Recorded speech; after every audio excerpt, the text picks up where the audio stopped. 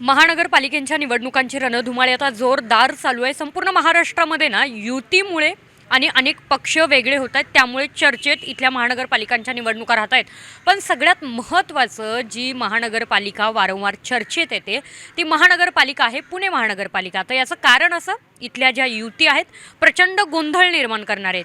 जितक्या युती झालेल्या आहेत, जितक्या युती फुटलेल्या आहेत, या सगळ्या नेहमी चर्चेत राहत आहेत. पण त्याच्या पाठीवरती सुद्धा पुण्यामध्ये एक फार मोठी युती झालेली आहे, ज्या युतीवरती आता संपूर्ण महाराष्ट्राचं लक्ष लागून राहिलेलं आहे. ती युती आहे शरद पवार गटाची आणि अजित पवार गटाची, म्हणजे दोन्ही राष्ट्रवादी काँग्रेस आता एकत्र आलेले आहेत या महानगरपालिकेच्या निवडणुकीच्या रणांगणामध्ये. नेमकं पण याचा परिणाम नागरिकांच्यावरती होणार का, मतावरती होणार का, आणि झालाच तो कितपत होणार, आणि नाही झाला तर मग त्याचे काय परिणाम होणार दोन्ही गटांसाठी, आणि नेमके हे सत्तेसाठीच एकत्र आलेले आहेत का, या सगळ्या गोष्टींची आज आपण माहिती जाणून घेणार आहोत. आज आपल्यासोबत या महत्त्वाच्या मुद्द्यावरती बातचीत करण्यासाठी परवीन तांबे आहेत. अल्पसंख्याक समाजातून एक लोकप्रतिनिधी म्हणून त्या नेहमीच अग्रेसर असतात. त्यांची कामं वगैरे आत्तापर्यंत सामाजिक कार्यामध्ये चांगले ॲक्टिव्ह आहेत त्यांच्याशी आपण चर्चा करणार आहोत. सर्वप्रथम तुमचं स्टार महाराष्ट्र न्यूजमध्ये सहर्ष स्वागत. निवडणुकीचा तुम्ही काळ पाहतात, युत्या काही बनत आहेत, काही आघाड्या तुटत आहेत, तर या सगळ्या गोष्टींमध्ये शरद पवार गट अजित पवार गट वारंवार चर्चेत राहतोय, कारण पुण्यामधली जी युती आहे ती युती मुख्य मुद्दा आहे याचा. पण लोकांना वाटतं की हे फक्त सत्तेसाठी एकत्र येत आहेत. मग तुम्ही याच गटातले आहात, तुम्हाला एक्झॅक्ट कारण माहिती आहे का, हे सत्तेसाठीच एकत्र आलेले आहेत की विकासासाठी? हे बघा, मी दोन्ही पक्षामध्ये काम केलेलं आहे. सुरुवातीपासूनच राष्ट्रवादीमध्ये काम केलेलं आहे. नंतर जेव्हा दोन पक्ष वेगळे झाले तर विचारधारा जी आहे आपली, त्यासाठी मी शरद पवार गटामध्ये पण राहिलेले, अजितदादा गटांच्या पण लोकांचे मला विचार माहिती आहेत. तर मला असं कुठेही वाटत नाही की सर्व धर्म समभाव किंवा जी लोकशाहीची आपली मेन हे आहे ते सोडून हे दोन पक्ष काम करत आहेत. तर मेन मुद्दा इथं असा येतो, आणि जे महत्त्वाची लोकं असतात, आमदार खासदार, त्यांची कार्यपद्धती, त्यांना कुठे अडचणी आलेल्या आहेत, हे पण मी जवळ पाहिलेलं आहे. आणि दोन्ही लोकांची विचारसरणी पण मला माहिती आहे. तर आता ग्राउंड लेवलवर जर आपल्याला मेन मुद्दा जो आहे तो BJPला सत्तेपासून दूर ठेवण्याचा आहे. तर BJPला सत्तेपासून दूर ठेवण्यासाठी सगळ्याच जे समविचारी गट आहेत किंवा पक्ष आहेत त्यांनी एकत्र येऊन काम करणं खूप गरजेचं आहे.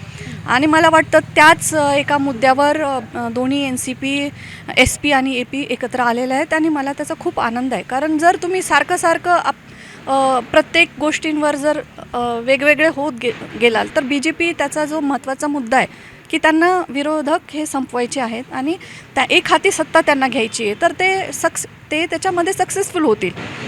तर ह्या गोष्टीवर, आणि लोकांना माहिती आहे की BJPची कार्यपद्धती काय आहे. ते समाजाला टार्गेट करून वेगवेगळ्या पद्धतीने इमोशनली ब्लॅकमेल करून सत्तेमध्ये राहण्याचा प्रयत्न करतात, आणि जे दुसरे लोक आहेत त्यांना पण ते वेगवेगळ्या मॉरल ह्याच्यावर डाऊनफॉल करायला बघतात. तर आपल्याला ह्या गोष्टीवरच सगळ्यांनी एकत्रित येऊन काम केलं पाहिजे. आणि लोकल लेवलवर आत्ता ज्या काही आघाड्या झालेल्या आहेत ते फार विचित्र आहेत. म्हणजे लोक मॉरली ह्या गोष्टींचा विचार करत नाही आहेत, आणि काही लोक म्हणजे वेगवेगळ्या ग्रुपमध्ये गेलेले आहेत. पण मला असं वाटतं की एक मेन मुद्दा लोकांनी लक्षात ठेवावा की BJPला जर सत्तेपासून दूर करायची गरज असेल तर जे खालच्या ग्राउंड लेवलपासूनच आपले पाय रोवावे लागतील. आणि मला काहीही चुकीचं वाटलं नाही जेव्हा हे दोन्ही गट एकत्र आले. जे आम्ही सारखं ह्या गोष्टीची वाटच प्रत्येक कार्यकर्ता त्या गटातला असो की या गटातला, सगळ्यांनी हीच वाट बघितलेली आहे की सगळ्यांनी एकत्र यावं. कारण आम्ही एकत्रित आनंदाने काम केलेलं होतं सुरुवातीपासूनच, आणि आता एकत्र आल्याचा आम्हाला अभिमान आहे. आणि मला त्याची पूर्ण खात्री पण नाही की आम्ही ज्या गोष्टीसाठी एकत्र आलेलो आहोत, BJPला लोकल लेवलवर ग्राउंड लेवलवर सत्तेपासून दूर ठेवण्यासाठी, तो मुद्दा नक्कीच साध्य होईल. अगदीच तुम्ही म्हणालात की BJPला सत्तेपासून दूर ठेवायचं आहे. याचं काय स्पेसिफिक कारण की BJPलाच ठेवायचं आहे? कारण राज्यामध्ये इतके सारे पक्ष आहेत, त्यातल्या कुणाला नाही ठेवायचं, BJPला ठेवायचं आहे. बरोबर आहे. जेव्हा सुरुवातीला BJP सत्तेमध्ये आली तर त्यांचे मुद्दे वेगळे होते. त्याच्यामध्ये कोणी पण असं बायस होऊन त्यांच्याकडे बघितलेलं नव्हतं. पण जसं जसं त्यांचं सत्ता त्यांची रोवत गेली, वाढत गेली, त्यानंतर त्यांचे मुद्दे जे झाले ते कोणालाही पटण्यासारखे अजिबात नाही आहेत. मग तो खालचा साधा माणूस असू दे, अशिक्षित असू दे की शिक्षित असू दे, सगळेजणच त्यांची जी पॉलिसी आहे त्याच्यामुळे परेशान आहेत. तर आपल्याला आपला देश हा सर्व धर्म समभाव घेऊन चाललेला आहे आणि विविधता ही आणि त्याच्यामध्ये एकता हीच आपली मेन पहिचान आहे. पूर्ण वर्ल्डमध्ये जी आपली सर्वात मोठी लोकशाही आहे, आपण त्यालाच खोडीत काढायचा जर प्रयत्न करत असाल तर ते लोकांना कसं रुचणार. तर ह्यासाठी सगळ्या पक्षांनी एकत्र येऊन, समविचारी पक्षांनी एकत्र येऊन जर अलायन्स केली आणि हा मेन मुद्दा जो आहे त्याला जर ते हे करत असतील तर त्याच्यामध्ये काही वावगं नाही आहे. अगदीच. पण आता अजित पवार साहेब, शरद पवार साहेब दोघं एकत्र आलेले आहेत, त्याच्यामुळे त्यांची युती होऊन त्यांचे कार्यकर्ते एकमेकांसाठी काम करतायत निवडणुकीच्या या रणधुमाळीमध्ये. पण सगळ्यात महत्त्वाचा मुद्दा, फक्त ते दोन गट एकत्र आलेले नाही आहेत. इकडे शिवसेना, शिंदे गटसुद्धा BJP सोबत आहेत, त्यांची युती आहे. शिवसेना उद्धव बाळासाहेब ठाकरे गट आणि मनसे एकत्र आलेले आहेत. सगळ्यात महत्त्वाचं, महाराष्ट्रात हे दोन गट एकत्र येणं म्हणजे खूप मोठ्या वर्षांची प्रतीक्षा होती ती लोकांची. पण कुठे त्याचा परिणाम पडेल इकडे पवार गटावरती ठाकरे बंधूंच्यामुळे? इथे जे लोकलमध्ये जे इलेक्शन चालू आहे त्याच्यामध्ये कसं असतं की 1 to 1मध्ये जास्त बघितलं जातं. जो कार्यकर्ता, जो नेता ते लोकांच्या किती संपर्कामध्ये आहे, त्यांनी काय कामं केलेली आहेत, ह्या विषयावरच ही स्पेशली ही निवडणूक असते. तर मला नाही वाटत की जास्त काही फरक पडेल त्याच्यामुळे. मी परिणाम याच्यासाठी विचारला, फरक याच्यासाठी विचारला की कारण पवार गट, जसे तुम्ही मला शरद पवार साहेब, की हे कुठल्या जाती धर्माला भेद नाहीत करत, सगळ्यांना घेऊन चालतात. अगदीच एक तशीच भूमिका उद्धव ठाकरे यांची राहिलेली आहे की बाळासाहेबांपासून ते आत्तापर्यंत ते सगळ्या धर्मांना घेऊन चाललेले आहेत. पण दोघांची भूमिका सेम असल्यामुळे आणि शरद पवार साहेब आणि उद्धव ठाकरे साहेब हे दोघांनी एकेकाळी एकत्र होते, तेही होते, आत्तापर्यंत काही ठिकाणी युती पण आहेत त्यांच्या. तर या सगळ्या गोष्टीमुळे मतावर परिणाम होईल का असं वाटतं? कारण प्रत्येक पक्षाचा मोठा नेता हा ग्राउंड लेवलची जरी निवडणूक असली तरी त्या निवडणुकीच्या रिंगणामध्ये स्वतः लक्ष देऊन ही निवडणूक पूर्ण करण्याचा प्रयत्न करतो. त्यामुळे परिणाम महत्त्वाचे आहेत. बरोबर आहे, थोडा फरक तर होणारच आहे. कारण लोकांची पण एक मेन म्हणजे लोकांना पण BJPला बाहेर ठेवायचं आहे. तर त्याच्यामुळे ह्या युती पॉझिटिव्हच रिस्पॉन्स देतील, त्याचा परिणाम नक्कीच होईल एकत्र आल्यामुळे. उद्धव ठाकरे आणि ते ह्यांचा असो किंवा अजितदादा गट आणि शरद पवार गट ह्यांचा असो, यांच्या एकत्र येण्याने निवडणुकीवर नक्की परिणाम होणार आहे. अगदीच. पण त्यासोबत ना अजून एक पक्ष आहे, मनसे राज ठाकरे गट. ते पहिल्यापासून कधीच शरद पवार साहेबांसोबत नव्हते, परंतु आत्ता उद्धव ठाकरेंसोबत असल्यामुळे थोडे कुठेतरी तो युतीवर परिणाम होतो आहे. कारण मनसे अध्यक्ष राज ठाकरे यांची भूमिका कायम हिंदुत्ववादी आणि मराठीपणाप्रती राहिलेली आहे. ते सर्व धर्मांसाठी वगैरे अशी भूमिका त्यांनी उघडपणे कधी मांडलेली नाही आहे. त्यामुळे ठाकरे बंधूंच्या या एकीमुळे आणि कुठेतरी त्या तिन्ही काही मतदारसंघामध्ये युती आहे तिन्ही पक्षांची, जिथे शरद पवार साहेबांचा गट, उद्धव ठाकरेंचा गट, राज ठाकरेंचा गट, तिन्ही एकत्र लढत आहेत. मग अशा वेळेला लोक कन्फ्यूज होत आहेत असं नाही वाटत? हो, खूप जास्त कन्फ्यूज झालेले आहेत लोक. कारण विचारधारा हा विषय आता मला वाटत नाही की राहिलेला आहे. एक सामान्य मतदार म्हणून जरी मी विचार केला तर मी स्वतः खूप कन्फ्यूज होईल.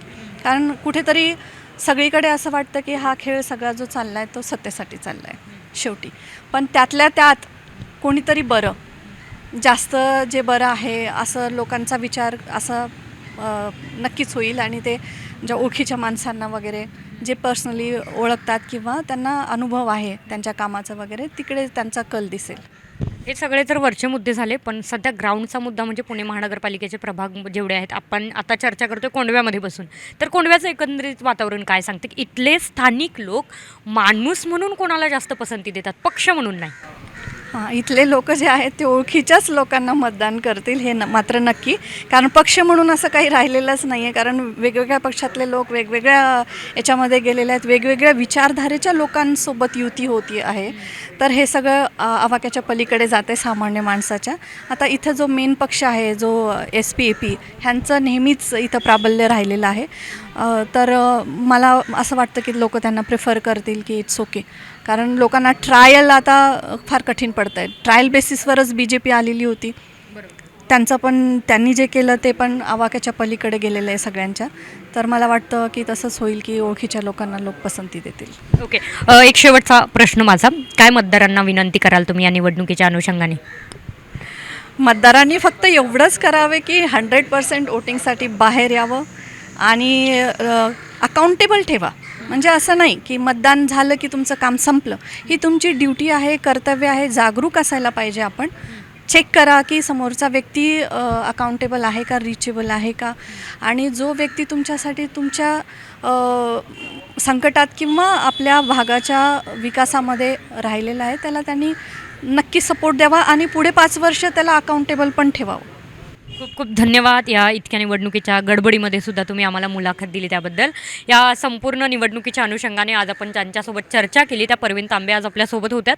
त्याचबरोबर तुम्हाला जर अशा महत्त्वाच्या आणखीन काही महत्त्वाच्या मुलाखती जर पाहायच्या असतील किंवा या संपूर्ण निवडणुकीचा कार्यकाळ तुम्हाला अनुभवायचा असेल, कुठे काय होतं, कुठला नगरसेवक बाजी मारतो आणि महापौर पदाला कोण गवसणी घालतं, हे जर सगळं जाणून घ्यायचं असेल, रोजचे अपडेट पाहायचे असतील तर पाहत राहा स्टार महाराष्ट्र न्यूज. नवनवीन घडामोडी पाहण्यासाठी स्टार महाराष्ट्र न्यूजला सबस्क्राईब करा आणि ताज्या बातम्यांचे अपडेट मिळवण्यासाठी बेल आयकॉनला प्रेस करा आणि परिपूर्ण बातमी बरोबर रहा, इतरांपेक्षा एक पाऊल पुढे.